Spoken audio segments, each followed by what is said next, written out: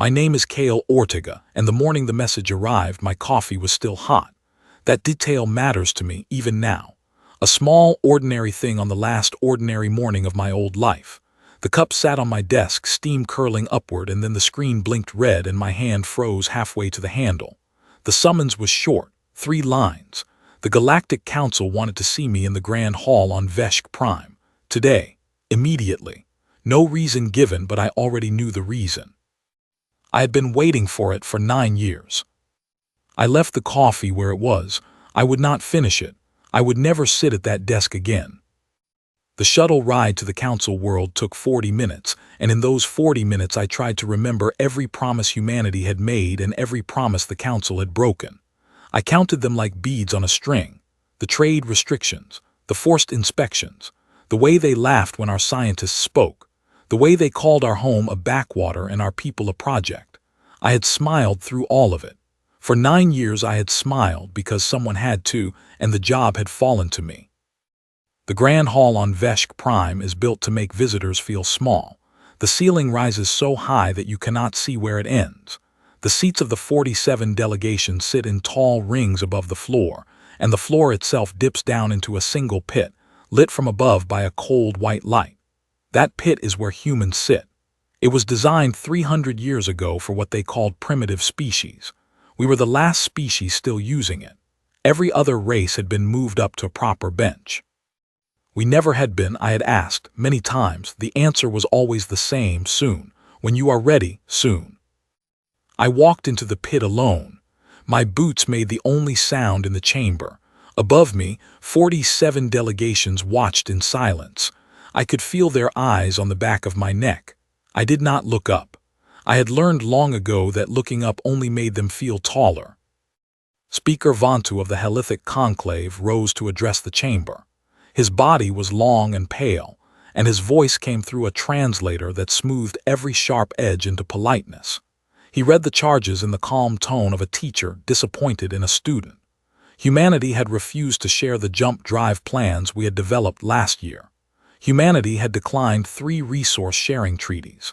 Humanity had continued to maintain what he called outdated borders and an independent fleet. The chamber murmured agreement with every point. I listened. I did not move. I kept my hands at my sides. Then came the threat, dressed in soft words. The council would vote in this very session on a sanctions package.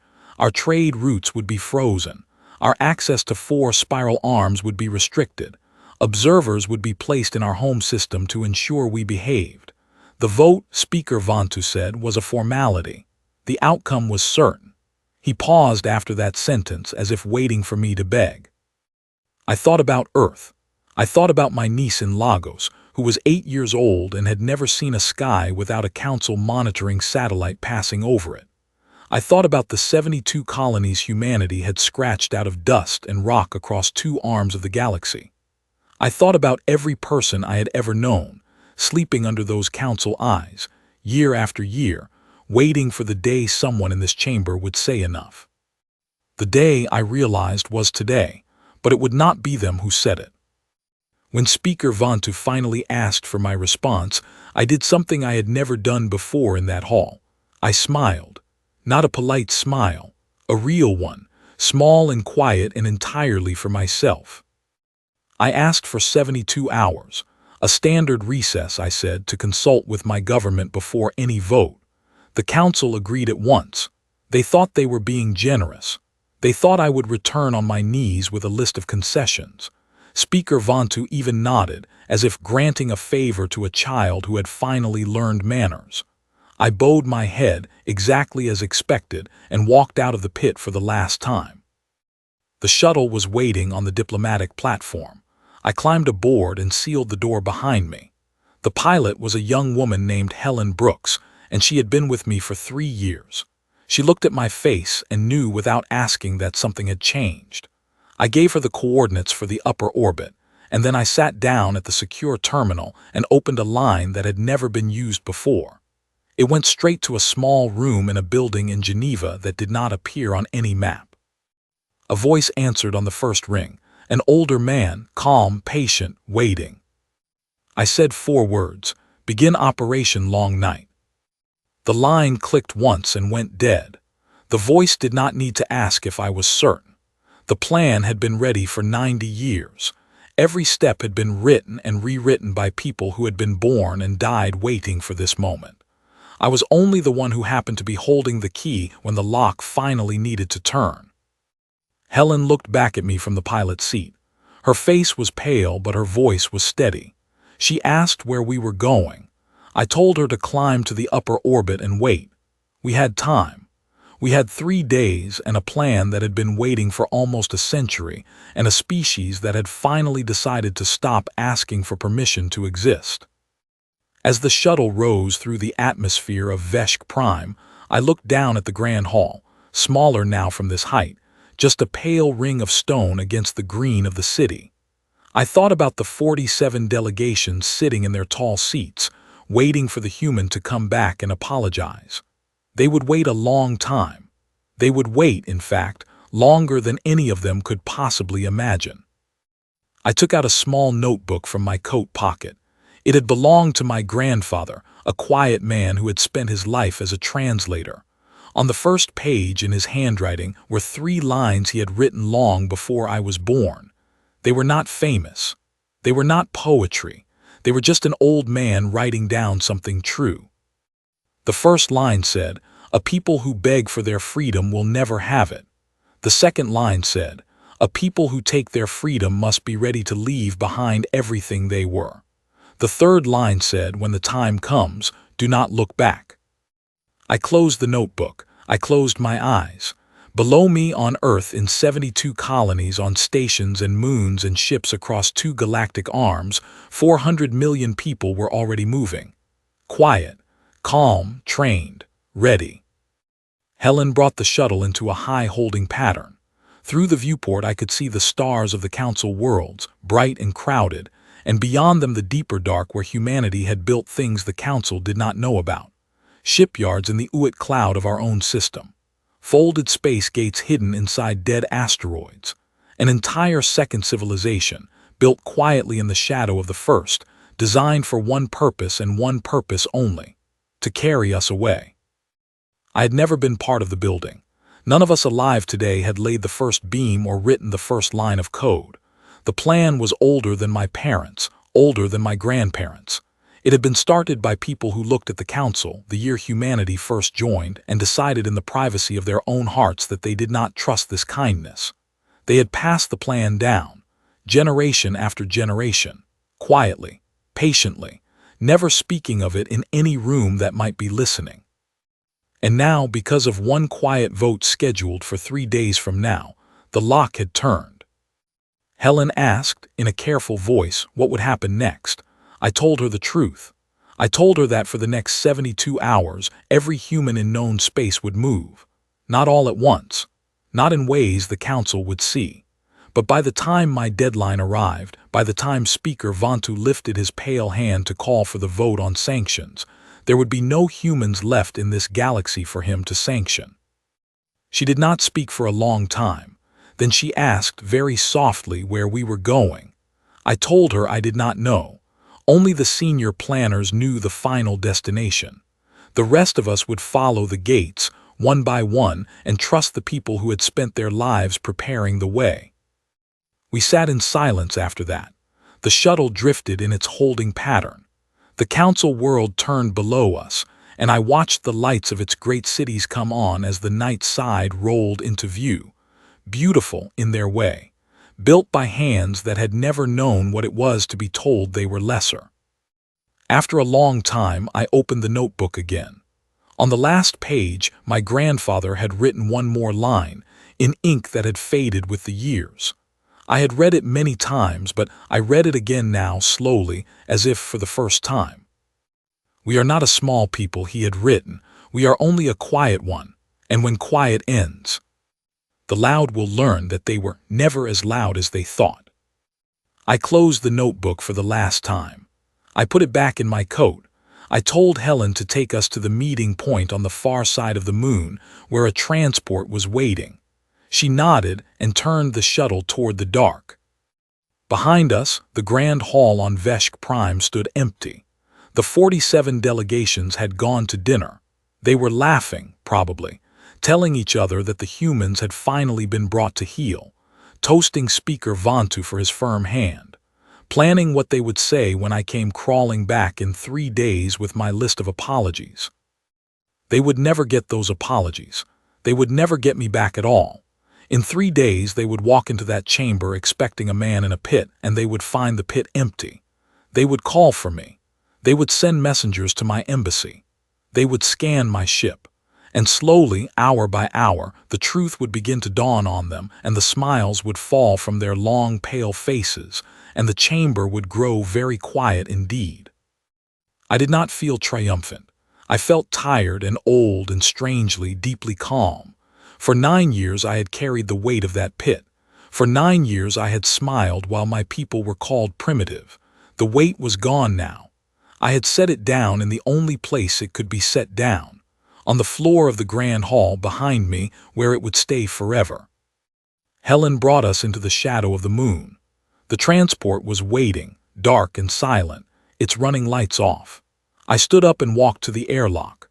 Before I sealed my suit, I took one last look back at the bright disk of Veshk Prime, the Council world, the seat of the great civilization that had spent 9 years patting humanity on the head and telling us to be patient. I lifted one hand, half a wave, half a goodbye, mostly something else. I'm not sure what to call it. A promise, perhaps. A promise that they would remember this day. That they would remember the human who had asked for 72 hours and walked out of their hall and never come back. That they would remember, for the rest of their long and arrogant lives, the morning their galaxy went silent and they did not yet know why. Then I turned and stepped through the airlock, and the door slid shut behind me with a soft, final hiss. The transport pulled away from the shuttle. The shuttle would be found later, drifting empty, just one more small mystery for the Council to solve. The transport turned its nose toward home, toward Earth, toward the last quiet days of the human galaxy before the great silence began. I looked out the small window at the stars. I did not look back at Veshk Prime. My grandfather had told me in writing not to. I had listened to him my whole life. I was not going to stop now. My name is Myra Chen, and on the night the order came, I was sitting in the captain's chair of the colonial transport ship Far Promise, watching a child draw stars on the inside of the observation window with her finger. The child was maybe 6 years old. Her mother was somewhere 2 decks down, packing the last of their belongings. The girl had wandered up to the bridge because she was bored, and my crew had not had the heart to send her away. She had picked the window and started drawing. Stars on top of stars, in long crooked rows. The communication light blinked green on my console, 2 short flashes and 1 long one, the pattern I had been waiting 9 years to see. I sat very still for 1 breath. Then I stood up, walked to the comm officer, a young man named Peter Hall, and put my hand on his shoulder. He looked up. I nodded once. He nodded back. He turned to his board and began the chain of signals that would wake my fleet from its long, quiet sleep. The child was still drawing on the window. I walked over to her. I knelt down so my face was level with hers. I asked her what she was drawing. She said the way out. I asked her the way out of where. She thought about it for a moment, the way small children think with their whole faces. Then she said the way out of waiting. I did not know what to say to that. I told her it was a fine drawing. I told her she should go find her mother. She nodded and walked away. I watched her go. I never saw her again, but I have thought about her every day since. Then I turned back to my bridge and I gave the orders, and Operation Long Night began on the Far Promise the way it began on every human ship and station that night. Quietly, calmly, exactly as planned. The plan was not a panic. That is the part outsiders never understood in the years after. We did not flee. Fleeing is what frightened people do in a hurry without a destination. We had a destination. We had 90 years of preparation. We moved like people leaving a long party, gathering their coats from the closet, finding the children, walking out the door without slamming it. My job was the 9th Colonial Fleet, 64 ships. My responsibility covered Drosk Station, the colony of Yelvani 3, and the mining belts of Hesper. Together, they held about 11 million human beings. My orders were simple: get them all out. Leave nothing alive. Leave nothing dead. Leave only the appearance of life. That last part was the strange part, the clever part, the part that had taken 90 years to build. We were not just evacuating people. We were also installing decoys. Long before that night, hidden teams had placed holographic projectors in every human city, every station, every outpost. Lights that would still turn on in the evenings. Shadows that would still pass behind windows. Traffic patterns that would still run in the streets, controlled by simple programs. Communication signals that would still broadcast routine chatter, generated by simple machines speaking simple phrases in human voices. To any council sensor scan, even a careful one, our homes would still look lived in. Drosk Station was first. We pulled in on the dark side of the asteroid where the station's main docking arm faced away from the council patrol routes. The evacuation had already been underway for 6 hours by the time my flagship arrived. People walked from their apartments in small groups, carrying one bag each. They did not run. They did not cry. They had been told for years that this day would come, and they had been told what to bring, and they brought it. A change of clothes, a book, a photograph. One small thing that mattered. Everything else stayed behind. I walked through Drosk Station once near the end to check that nothing important had been left. The hallways were empty. The shops were closed. In one apartment, the door had been left open, and I looked inside. A table was set for 3. The plates were clean, stacked neatly. A note sat on the table. It said, "Sorry for the dust. Welcome to our home. Please be kind to it." It was signed with 3 names. I do not remember the names now. I wish I did. I closed the door behind me as I left. I did not know why. It seemed like the right thing to do. Yelvani 3 was harder. It was a true colony. A green world humans had spent 50 years terraforming, and it held 9 million people across 3 cities. We could not move that many people in shuttles. The plan called for ground-to-orbit lifts, large transports landing at municipal airfields, and a coordinated departure window of exactly 14 hours. I commanded the operation from low orbit, watching the slow stream of human lives rising from the surface in long, bright lines. The cities below me went dark, one neighborhood at a time, as the people left and the holographic systems took over. From above, you could see the pattern. Real lights going out. Fake lights coming on, slightly slower, slightly less alive. To a casual observer, the world looked normal. To me, watching the truth, it looked like watching a candle replace another candle in the same lantern, while the real flame walked quietly out the back door. In the middle of the Yelvani operation, my second in command, a quiet officer named Owen Park, came up to me on the bridge. He was holding a tablet. He showed me a report from the city of New Geneva. A school had been found with its doors open. A teacher had refused to leave until every one of her students had been confirmed aboard a transport. She had walked through the building 4 times, calling each name, making sure no child had hidden.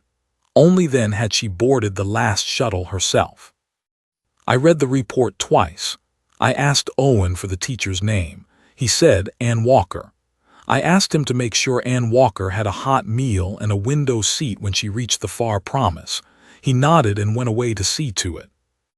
That was the kind of operation it was. Big enough to move worlds. Small enough that you could still know the name of a teacher who walked through a school 4 times. The mining belts of Hesper were the strangest part. The miners did not want to leave their equipment. They were proud people, hard people, who had spent their lives digging out a living from rocks no other species wanted. They had been told for years that the plan required leaving the equipment behind. The council must not see signs of evacuation. The mines must look as if they were still being worked. Automated drills would run in shifts. Fake shift reports would be filed. Fake ore shipments would be sent out on remote piloted barges. The miners agreed. Of course they agreed. They were not fools, but they did not like it. Many of them walked their machines one last time before leaving. They touched the handles. They patted the consoles. One old man named George Reed, who had been working the belt for 40 years, asked permission to leave a single screwdriver in the cab of his favorite drill. He said it would feel wrong to take it with him. He said the drill had earned it. I told him to leave it. He did. He climbed down from the cab with empty hands and walked to the transport without looking back. We left 98% of the mining equipment running, drills cycling, lights blinking, conveyor belts moving. To any passing council scan, the belt was as busy as it had ever been. Only no human heart beat anywhere in it. By hour 60, we had pulled every soul out of my 3 assigned regions. My fleet of 64 ships sat above Drosk, Yelvani, and Hesper, fully loaded, every bunk filled, every cargo hold packed with seed banks and libraries and the bones of human history. We were ready. But I could not give the jump order yet. The plan called for a synchronized departure. Every human fleet in every region would jump in the same minute. That way, no one would notice a single fleet leaving. There would be no slow, suspicious drain of human ships. There would only be one moment, and then there would be no human ships anywhere. I waited. The clock ticked down. The bridge was quiet. The child's drawing was still on the observation window. I had asked the cleaning crew to leave it there. Stars on top of stars in long, crooked rows. The way out. At hour 72, the synchronized signal pulsed across every human ship in known space. A single tone, 3 seconds long. I gave the order. Owen Park relayed it. The drive spun up. The 64 ships of the 9th Colonial Fleet rose together, turned in unison toward the deep dark beyond the Hesper Belt and folded space. When I opened my eyes again, we were in a place I had never seen before. A new system. A new sky. A great ringed gas giant turned slowly in the distance, banded in soft gold and pale blue. 3 moons hung around it, already terraformed, already lit with the small lights of new cities. This was the home that 90 years of quiet work had built. This was where we were going to live now. I stood up from my chair. I walked to the observation window. The child's drawing was still there, exactly where she had left it. Stars on top of stars. The way out. Outside the window, the new stars burned. Different patterns than the old sky.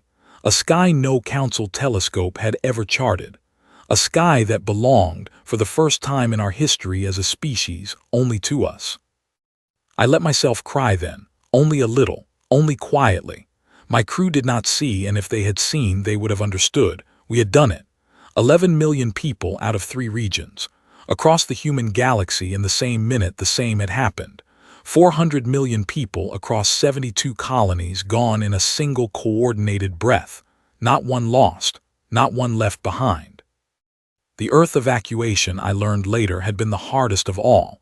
8 billion people, the cradle of our species. The planet where every human song and story had been born. The plan had been preparing the destination for 4 decades. Folded space gates the size of cities had been quietly built, atom by atom, hidden in the deep system where no council ship would think to look. When the order came, every gate had opened at once. Every transport had launched at once. The cities of Earth had emptied in 8 hours. When the last human stepped through the last gate, an automated system sealed the gate from the other side. The connection collapsed, neat and final, and the way back closed forever. Earth was left behind, not destroyed, not damaged, just empty. I have thought many times about whether that was the right choice, to leave Earth standing, to let it become a museum of ourselves, an empty house with the lights still on. I think the planners chose right. A burned Earth would have been a wound that never closed. An empty Earth was a message. We did not leave because we had to. We left because we wanted to. We left because we were finished waiting. In the new system, around the ringed gas giant, the work began at once. Crews unloaded. Cities expanded. Children who had spent the jump asleep in their bunks woke up and looked through windows at a sky none of their parents recognized. They did not seem afraid. They seemed curious. A whole new world to learn. I walked the decks of the Far Promise one last time before going to rest. In the observation lounge, I found the little girl from the first night. She was looking out at the new stars. She had not drawn on this window, she was just watching. I sat down next to her. I asked her what she thought. She thought about it, the way small children think, with her whole face. Then she said, "This one is bigger than the drawing." I told her that was true. I told her she had been right back on the far promise before the jump. The way out had been worth walking. She did not really understand what I meant. That was all right. She would understand later. We would all understand later. For now, the new sky burned outside the window, and there were people to settle and lives to begin, and a galaxy behind us that did not yet know we were gone. I went to my cabin and slept for the first time in 3 days. I dreamed of empty streets, and a teacher walking through a school 4 times, and an old man leaving a screwdriver in the cab of a drill. I dreamed of a child drawing stars on a window. I dreamed of my grandmother, who had told me once that the best kind of goodbye is the kind that does not need words. I think we had managed that kind of goodbye. I think we had walked away from the great cold council with our heads up and our voices quiet, and I think when they finally noticed, they would understand in their bones what kind of people they had been talking down to for 9 long years. We had not been small, we had been quiet, and quiet in the end had been enough. My name is Thrella Voss, and I am the Inquisitor the Council sent to find out where the humans had gone. I am the one who walked through their empty cities. I am the one who first felt, in my own body, the strange weight of a planet that should hold 8 billion lives and held none. I am the one who carved that weight into the official record. I will carry it for the rest of my days. The first 3 weeks the Council was only annoyed. Ambassador Ortega had not returned at the end of his 72 hours. The recess had ended. The chamber had assembled, ready to vote. The pit had been empty. Speaker Vantu had laughed. He had called for messengers to be sent to the human embassy. He had ordered routine inquiries. The routine inquiries had come back strange. The human embassy on Veshk Prime had answered all communications normally. Yes, the ambassador had been delayed. Yes, he would return soon. Yes, the human government wished to extend the recess by another standard week to prepare a full response.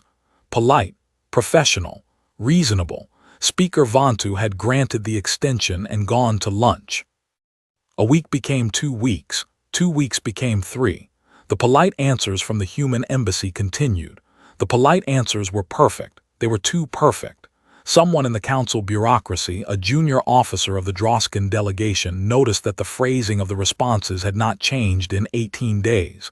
The same words, the same sentence structure, the same small pleasantries at the end, as if a machine were answering, as if a script were running. That junior officer wrote a report. The report sat in a queue for 4 days. Then it crossed the desk of a senior analyst who read it twice, set down her tea, and sent it to the Inquisitor's office. The Inquisitor's office sent it to me. I read it on a quiet morning in my private chamber with the light coming through my window at a long angle. I read it 3 times. Then I requested an enforcement squadron and a fast cruiser, and I set out for the human home system to find out what was happening. I expected when we arrived at the edge of the Sol system to be challenged by human patrols. There were always human patrols at the edge of Sol, small ships, stubborn captains.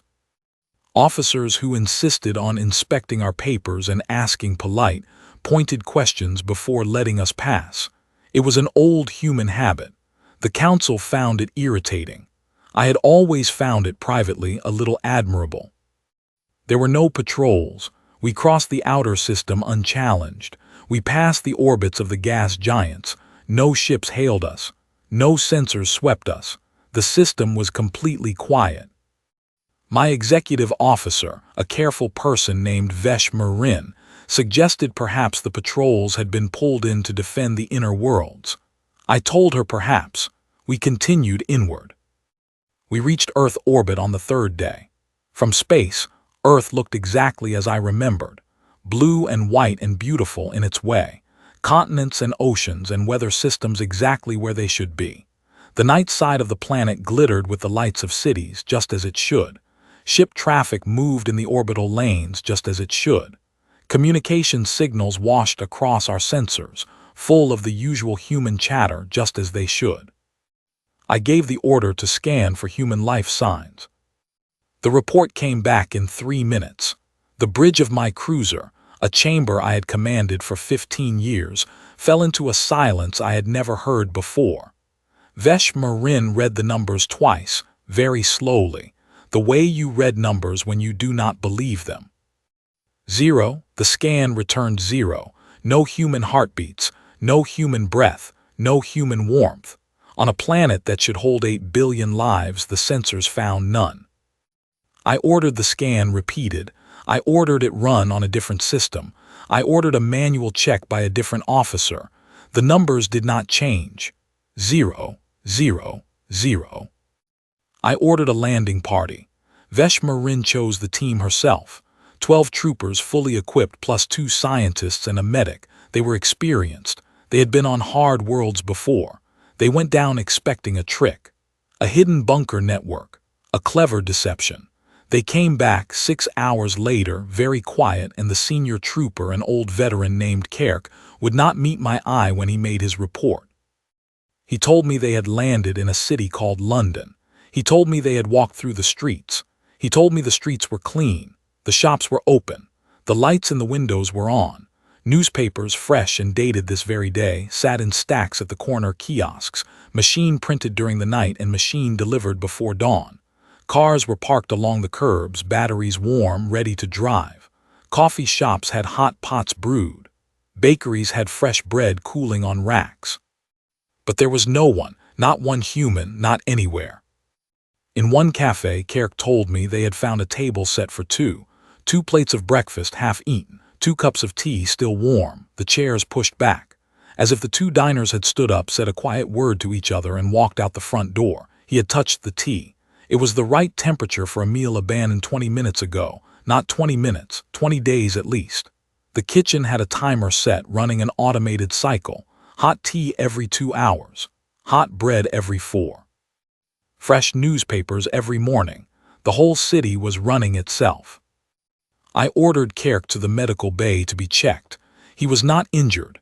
He was only tired. The kind of tired that I would come to know very well in the weeks that followed. We landed teams in every major city across every continent. Tokyo the same. New York the same. Cairo the same. Buenos Aires the same. Sydney the same. Lagos the same. Every city on every continent running smoothly, lit and warm and tended, but holding not one living human being. We landed teams on the moon the same. On Mars the same. The colonies on Titan, on Ganymede, on the asteroid stations and the deep mining belts. All the same. Lights on, machines working, doors unlocked, coffee warm in the pots, bread fresh in the ovens, and not one human heartbeat anywhere in the system. We spread out across the human galaxy after that. Drosk Station the same. Yelvani 3 the same. Hesper the same. The deep colonies in the second arm the same. Every human installation on every world in every system, working perfectly and holding no one. The numbers were impossible. 40 billion human beings across 2 galactic arms. 40 billion. They could not all have left. They could not all have been hidden. They could not all be dead because there were no remains. There was nothing. Only empty rooms and warm tea and the soft sound of machines doing the work that human hands used to do. I would never have believed it if I had not walked through one of those rooms myself. On the 11th day, I went down to Earth personally. I needed to see it. I landed in the city humans had called New York, in the place they had called the United Nations Plaza, where their old International Council used to meet. It was a building they had treated as important. I thought, if there was a message anywhere on Earth, it might be there. I was right. In the center of the plaza, a tall stone obelisk had been raised. It was new. The stone was fresh. It had not been there the last time any council inquisitor had visited Earth, which was 11 years ago. It had been carved sometime in the last few months by hands that had taken their time. The carving was deep. The letters were precise. The work was beautiful, in the way human work could sometimes be beautiful, careful and quiet and made to last. I walked up to the obelisk. I read the inscription. It was in the standard council script, perfectly carved, perfectly readable. 3 sentences. They were short. They were not angry. They did not need to be angry. The first sentence said, "We have decided that we no longer wish to be your problem." The second sentence said, "Do not look for us." The third sentence said, "You will not like what you find if you do." I stood in front of that obelisk for a long time. The plaza was silent. The wind moved through the empty streets of New York. Somewhere, a few blocks away, an automated bakery began its mid-morning cycle, and the smell of fresh bread drifted past me and was gone. I read the 3 sentences again. I read them a third time. I touched the stone with one long finger, very gently, the way you might touch something that had been built to be touched only by people braver than you. Then I turned around, and I walked back to my landing craft, and I gave the order to return to Veshk Prime. The journey home was the longest journey of my life, not in distance, in thought. I sat in my cabin for many hours and did nothing but think. I thought about the words on the obelisk. I thought about the empty plate of breakfast in the cafe in London. I thought about the way the lights of those cities had still been burning on the night side as we approached, and how I had assumed, all the way down, that those lights meant people, because I had been raised in a galaxy where lights meant people, and it had never occurred to me that lights could mean something else. Lights could mean a goodbye. Lights could mean a message. Lights could mean a polite, careful goodbye from a species that had decided on its own to be done with us. When I reached Veshk Prime, the council was waiting. Speaker Vantu had assembled an emergency session. 47 delegations sat in their tall seats. The pit, at the center of the floor, was empty. It would never hold another human again. I think we all understood that even then. I walked into the chamber and made my report. I did not soften it. I did not embellish it. I told them what we had found. I told them the numbers. I told them about the tea and the bread and the cars parked along the curbs with their batteries warm. I told them about the obelisk in New York. I read out the 3 sentences exactly as they had been carved. When I finished, the chamber was completely silent, not the polite silence of a council debate. A different silence, a deep one, the kind of silence that comes when 47 civilizations realize at the same moment that they have made a mistake so large that it changes the shape of the galaxy around them. Speaker Vantu rose to speak. He did not have words. His long, pale body trembled just a little in a way I had never seen before. He sat down again without saying anything. No one else stood. The clerks waited at their desks with their styluses ready, and no one gave them anything to record. The session ended in silence. The 47 delegations left in silence. I walked out last, through the high doors of the Grand Hall and into the bright evening of Veshk Prime, and I stood for a long time looking up at the sky, where the stars of the human galaxy still burned, and where 40 billion human beings had been, and now were not. I thought in that moment that we had not understood them, that all of us, in 47 civilizations, had spent 100 years and more looking at humanity and seeing what we expected to see, and we had been wrong. Not about a small thing, about everything, about what they wanted, about what they could do, about what they would tolerate before they decided in their quiet way that they were finished. Humanity had departed. The council had stood in shock, and as I stood under that sky, I felt, for the first time in my long career as an inquisitor, that the shock was not just at what they had done. The shock was at us, at what we had been, at what we had not seen when seeing should have been our one job. I did not sleep that night. I do not think Speaker Vantu slept either. I do not think any of us slept, in any of our 47 civilizations, on the night the truth finally arrived. In the weeks that followed, the silence in the chamber gave way to something else. Argument, blame, fear. Each delegation began to ask, very quietly at first, what would happen now.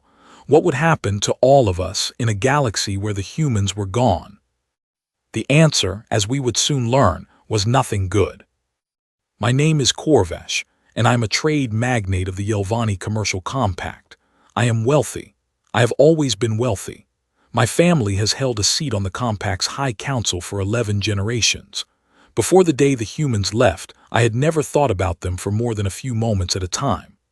After the day the humans left, I thought about them every hour, and I learned things about my own life that I had not known, and the learning was not pleasant. The first month, no one in my circles took the news seriously. We heard the Inquisitor's report. We read the official transcripts. We saw the pictures of the empty cities, and we mostly shrugged. So the humans had left. Strange. Dramatic. Very like them, we said to each other over dinner to do something so theatrical. They would be back. They always came back. Where else would they go? In the second month, the first trade routes began to fail.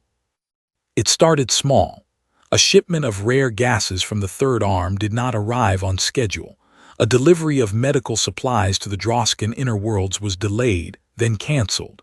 A pharmaceutical compound that one of our largest hospitals depended on stopped being available, with no replacement on the market. None of these things on their own seemed important, but the reports kept coming, day after day. Quiet, small failures all across the Compact, all across the Council, all across every civilized space. My senior accountant, a careful man named Veshkor, brought me a chart in the third month. He spread it on my desk and said nothing. I looked at it. It showed the share of inter-arm shipping that had been carried by human vessels. The percentage was 41%. Almost half of every cargo that moved between the galaxy's two main arms had been carried, until recently, by ships flown by human crews. I had not known this. None of us had known it. The humans had never advertised it. They had simply done the work, quietly, cheaply, reliably. While the larger civilizations had argued over politics in the council chamber, the humans had been flying the freight year after year across the deep routes that no one else liked to fly, and no one had noticed because they were not loud about it. They had not asked for honor or recognition. They had only asked for the contracts, and they had filled the contracts, and they had taken their pay and gone home. Now they were gone, and the freight was not moving. Other reports came in. A team of analysts at the Compact's Central Research Institute discovered that humans had been the primary translators between the Helithic Conclave and the Droskin Republic for over 60 years. The two species could not stand each other's natural smells. Their meetings always failed within hours, because the Helithic chemical sense became confused by Droskin pheromones and vice versa. The humans, who could not smell either species well, had quietly served as middlemen at every important meeting.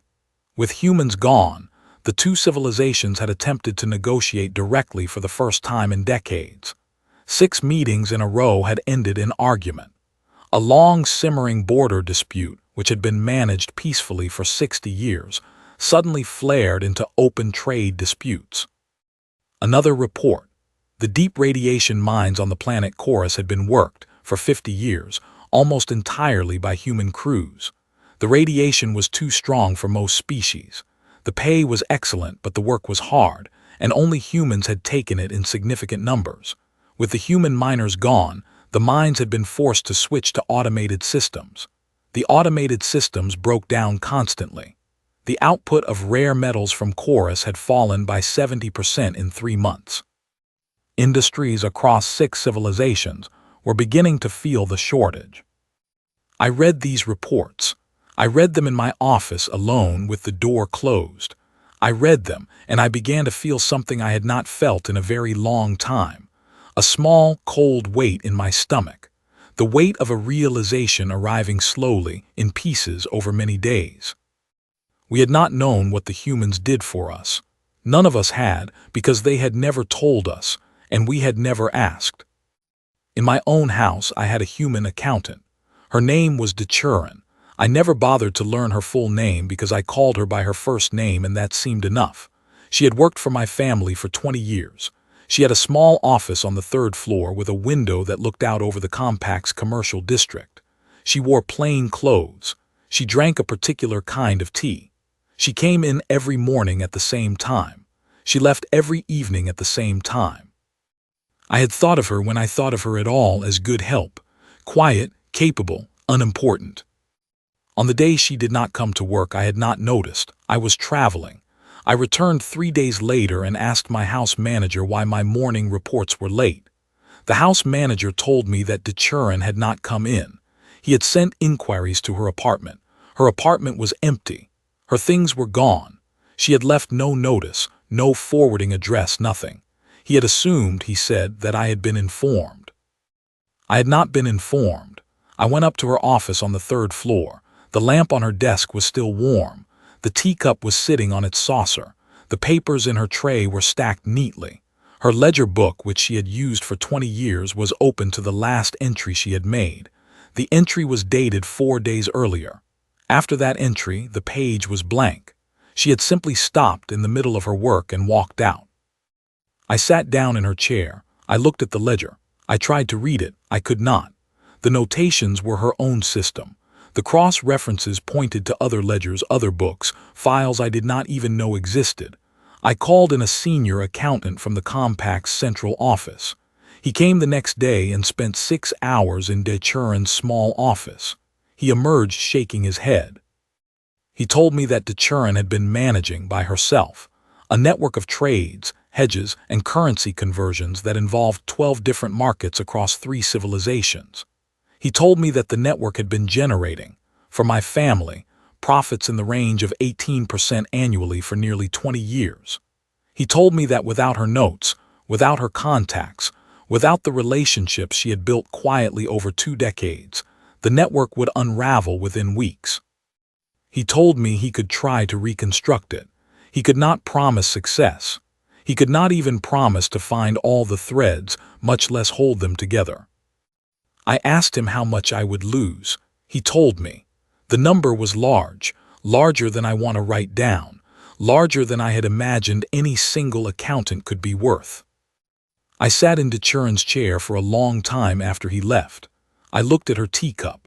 I looked at the window where she had watched the commercial district every day for 20 years. I thought about every time I had walked past her desk and not said hello. I thought about every time I had asked for a report and not thanked her when it arrived. I thought about every time I had complained about my human employees in front of her, as if she could not hear me, because in some part of my mind she had not really counted. I had been a fool. We had all been fools. I understood that now, sitting in her quiet office on a planet that had once held a thriving human community of nearly 1 million, and now held only the empty houses where those humans had lived. The compact felt the loss in 1,000 ways. Small businesses across the cities had relied on human workers, restaurants, repair shops, cleaning services, delivery routes. The humans had not been visible. They had been everywhere. They had filled the gaps in our civilization, the gaps we did not know we had. The gaps that other species would not fill because the work was too humble or the hours too long. We had to fill those gaps now. We tried. We hired from other species. We automated where we could. We adjusted. But the adjustments cost money. They cost time. They cost the steady, quiet competence that the humans had provided without ever being thanked. The compact's economy began to limp. Worse news came from the borders. There had always been 3 rival powers at the edges of council space. The Kex hegemony, the Pale Confederacy, the Murmur. For generations they had been kept out of our buffer regions by a mix of patrols, treaties, and quiet pressure. A surprising part of that pressure had come from human ships, small fleets, fast and unpredictable, that had patrolled the buffer zones for their own reasons, which had often happened to align with ours. The humans had never been formal allies in those patrols. They had simply been there, and now they were not. The Pale Confederacy moved first. Their probes appeared in the old human colonies within 4 months of the departure. They found the empty cities, the running machines, the warm tea. They were not interested in the strangeness, the way we had been. They were interested in the resources. They began to settle. They began to claim. Within a year, they had set up garrisons on 3 of the 72 former human colonies. Within 2 years, on 12 more. The HFY hegemony followed a year later. The murmur, a year after that. The buffer regions, which the humans had quietly held for us for 2 centuries, began to fill with hostile fleets. The council met more often now. The chamber was crowded. The pit at the center of the floor remained empty, and we did not speak about it. We argued about the borders. We argued about defense budgets.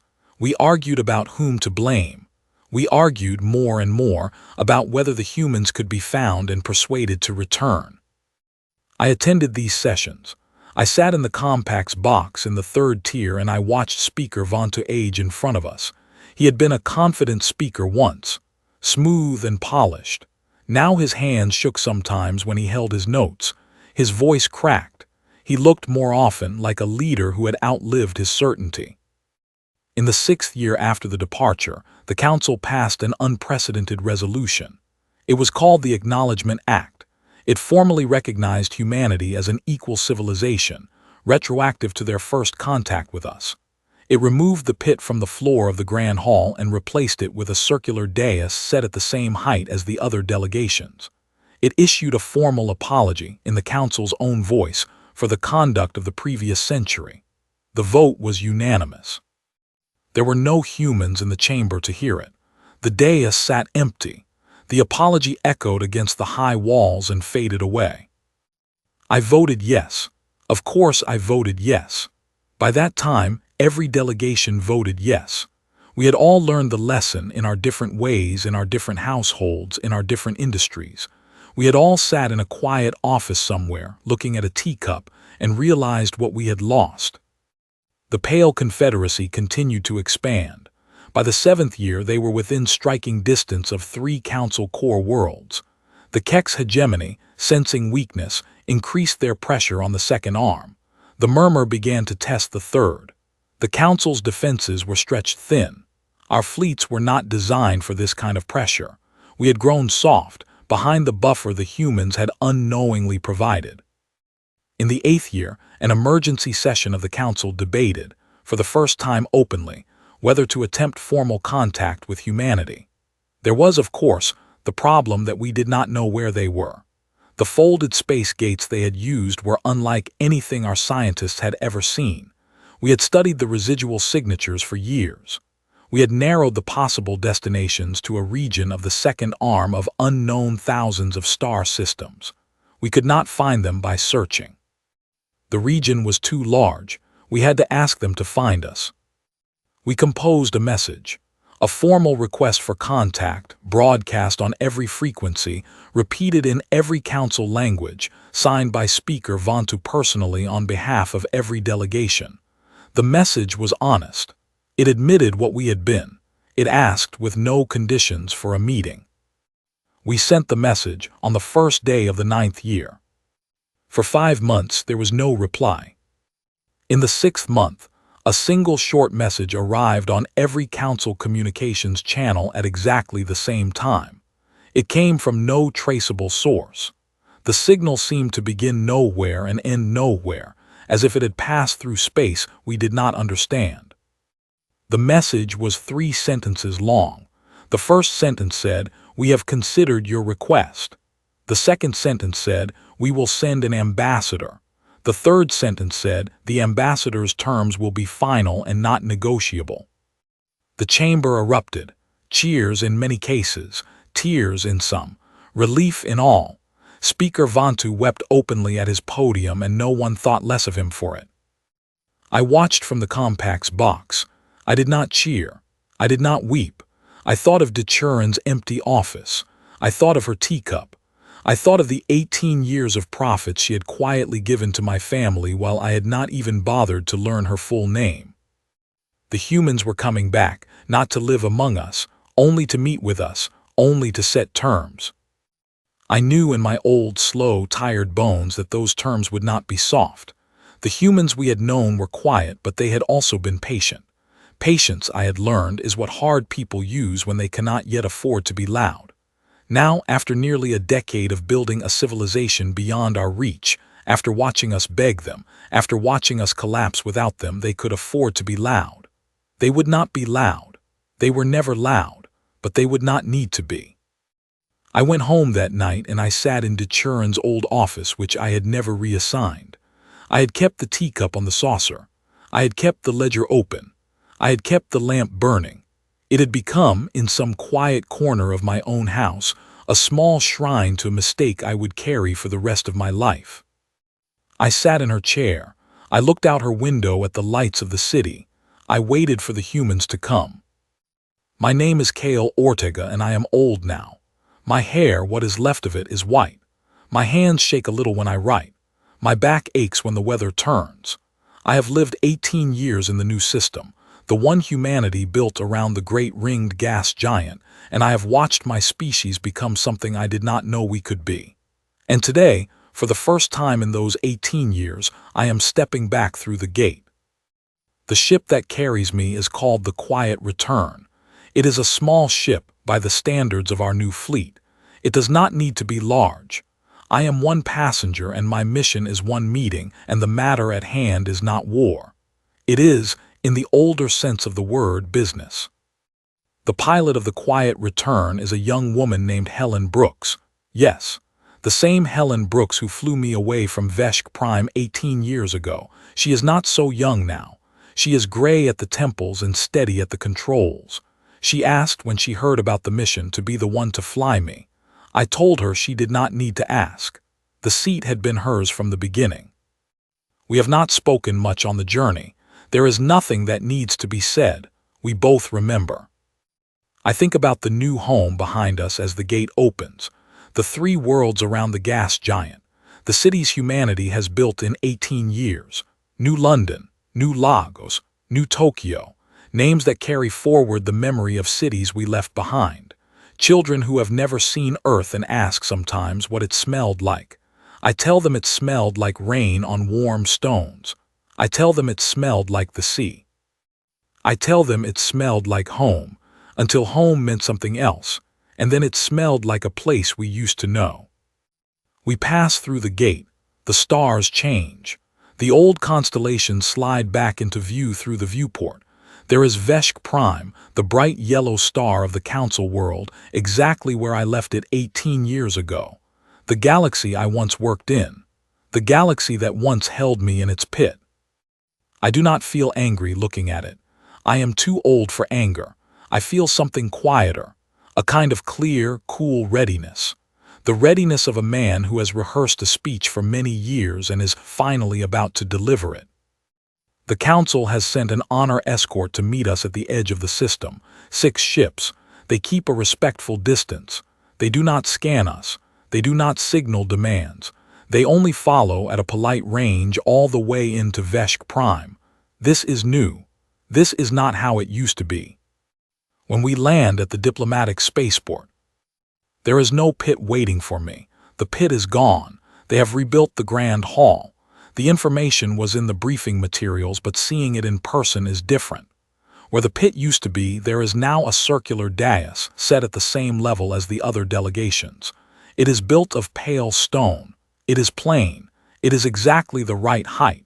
It has been waiting for me empty for nearly a decade. I walk into the chamber alone, the same as before. I want it this way. The 47 delegations sit in their tall seats above me. The chamber is silent. The silence is different from before. It is not contempt. It is something I would not have believed possible from these 47 civilizations. It is respect, real respect, the kind that costs the giver something. I step up onto the dais. It is a strange feeling. After all these years of looking up, I am standing eye to eye with them. I look around at the high seats. I see the Helithic conclave where Speaker Vantu once stood. He is long retired. He died, I am told, 4 years ago. He left a letter behind addressed to humanity which I have read. It is honest. It is sad. It is the letter of an old man who finally saw too late what he had been. I do not hold it against him. I forgave him in my heart many years ago, because forgiveness costs the forgiver less than carrying the weight. The new High Speaker is a young woman of the Droskin Republic. Her name is Anath Vel. She rises now to greet me. She bows. She holds the bow for a long moment, longer than protocol requires, and the chamber is silent during it, and I think she has rehearsed this moment as carefully as I have rehearsed mine. When she rises, her eyes are wet. She speaks first. She speaks for the council. She apologizes. She apologizes for the pit. She apologizes for the century of small humiliations. She apologizes for the names humanity was called.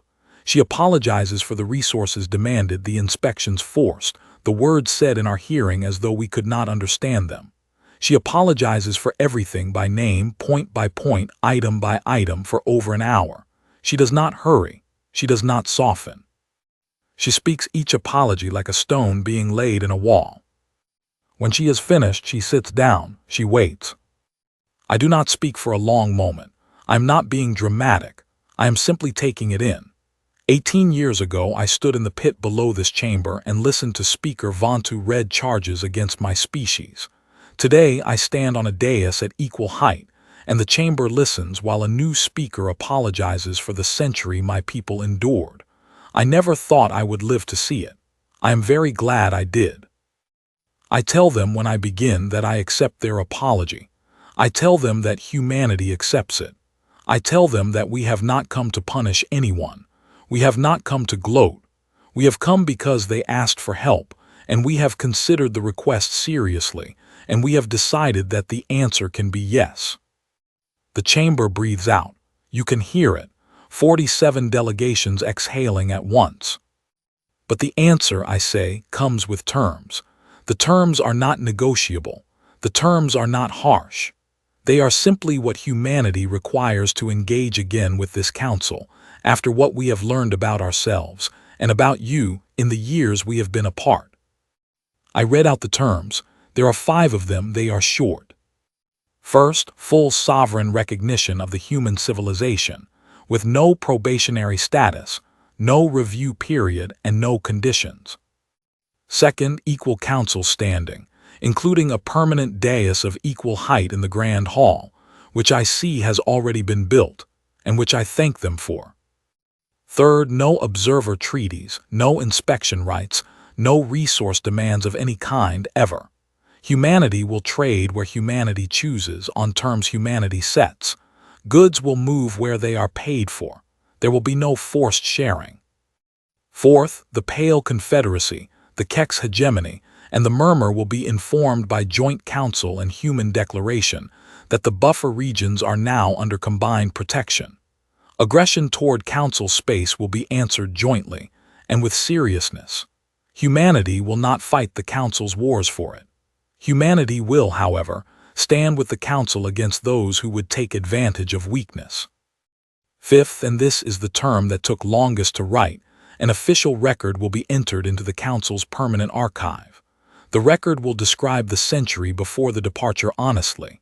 It will describe what was done to humanity, and what humanity did in response, and what the council learned, and what the cost of that learning was. The record will be public. It will be readable by any species, anywhere in the galaxy forever. We do not ask for this to shame the council. We ask for it so that no other species, ever again, is mistaken for livestock by anyone in this chamber. I finish reading. I set down the page. I look up at the 47 delegations. There is a long pause.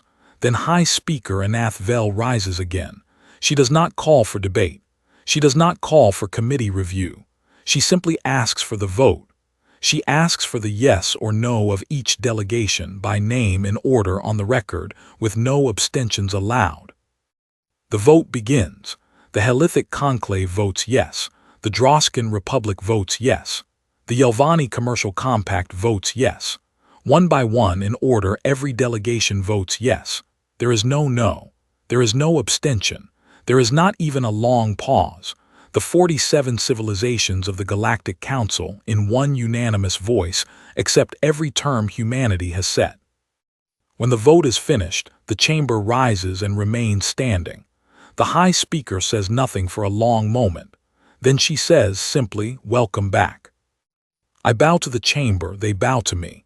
We sign the documents an hour later in a smaller room with 3 witnesses from each civilization. Helen Brooks signs as a witness for humanity. Her hands do not shake. I am glad. Mine, I think, would have. The agreement enters into force at the end of the standard week. By then, joint declarations have been sent to the Pale Confederacy, the Kex Hegemony, and the Murmur. The wording is firm. The wording is short. The wording is, in some places, my own writing. The 3 rival powers respond within days. 2 of them withdraw immediately. The third, the Pale Confederacy, takes a little longer, but they withdraw as well. They have heard the stories of how humanity quietly left. They are not eager to find out how humanity loudly returns. I stay on Veshk Prime for another month, finishing details, attending small ceremonies, signing small papers. The chamber treats me well. The hotel rooms are good. The food is interesting. The 47 delegations, one by one, request private meetings with me. I accept each one. They all say versions of the same thing. We were wrong. We are sorry. We are grateful you came back. I tell them all the same thing in return. We accept the apology. We are glad to be here. We will not forget what was, but we will not live inside it. On the last evening before I depart for home, I walk out of the diplomatic quarter and into the city of Veshk Prime. I walk alone. I want to. The streets are busy in the evening. The species of 47 civilizations move past me on their way to dinners and theaters and homes. None of them notice the old human in the plain coat. I am glad. I have had enough of being noticed. I walk to the United Council Plaza. It is a wide open space, lit by tall lamps surrounded by the great buildings of the council. In the center of the plaza, where there used to be a fountain, there now stands a tall stone obelisk. It is new. The stone is fresh. It was carved by the council last year as part of the Acknowledgement Act. I walk up to it. I read the inscription. It is in the standard council script, deeply carved, made to last. The inscription is long. It tells the story of the century before the departure. It tells the story of the departure itself in honest words. It tells the story of the empty cities, the running machines, the warm tea. It tells the story of the long silence and the cost of the silence and the lessons learned. At the end, it carries 3 sentences from another obelisk. The obelisk that still stands, I am told, in the old plaza in the empty city of New York, on the empty world of Earth. The first sentence says, "We have decided that we no longer wish to be your problem." The second sentence says, "Do not look for us." The third sentence says, "You will not like what you find if you do." Below those 3 sentences, the council has added 3 more in their own words. The first sentence says, "We found them." The second sentence says, "We did not like what we found in ourselves." The third sentence says, "We will never forget." I read it all twice. I touched the stone. The way Inquisitor Thrella Voss told me, she once touched the stone of the obelisk on Earth, on a day 18 years ago. I stand there for a long time. The plaza moves around me. The lamps glow. The species pass. I think about my grandfather and his small notebook, and the lines he wrote long before I was born. A people who beg for their freedom will never have it. A people who take their freedom must be ready to leave behind everything they were. When the time comes, do not look back. We had not looked back, not for 18 years. And now, finally, on the right evening in the right plaza in front of the right stone, I looked back. Just once, just a little. I lifted one hand, half a wave, half a goodbye, mostly something else. A promise kept. A long road walked. A people who had been called small and were not. A people who had been called primitive and were not. A people who had been called impossible to govern and who had governed themselves all along, quietly, patiently, in the small spaces between the loud voices of the great council that thought it ruled them. We had left, we had built, we had returned. We had returned on our own terms. I walked back to the diplomatic quarter. I went to my room. I packed my few belongings. The next morning, Helen Brooks brought the quiet return down to the spaceport, and I boarded, and we lifted off through the bright blue sky of Veshk Prime for the last time. I did not look back at the city. I had already looked back, the night before, at the only stone that mattered. We passed through the gate. The old stars fell behind. The new stars came up. The great ringed gas giant of our home turned slowly into view, banded in soft gold and pale blue with its 3 lit moons. I saw the lights of New London. I saw the lights of New Lagos. I saw the lights of New Tokyo. I saw the lights of every human city we had built in 18 years, glowing across the moons and the orbital stations and the long, pale arc of the ring habitats. I thought, this is the answer. Not the apology in the Grand Hall, not the obelisk in the plaza. The answer is this: the lights, the lives, the fact that we built it. The fact that we built it ourselves in the dark without anyone watching, with only the trust of our parents and grandparents to guide us. The fact that we were ready when the loud voice in the pit ordered us to be quieter, to instead be done. Humanity had departed, and the council had stood in shock. That was the story for many years. That is the story you will hear if you ask the old ones in the chamber, the ones who remember the day the messengers came back with empty reports, and the chamber fell silent and Speaker Vantu sat down without speaking. But that is only half of the story. The other half is this: humanity returned, and the council this time stood in respect, not because they were forced to, because they had learned in their bones what they had not seen when seeing was their only job. And we, the humans, returned the respect. We did not punish.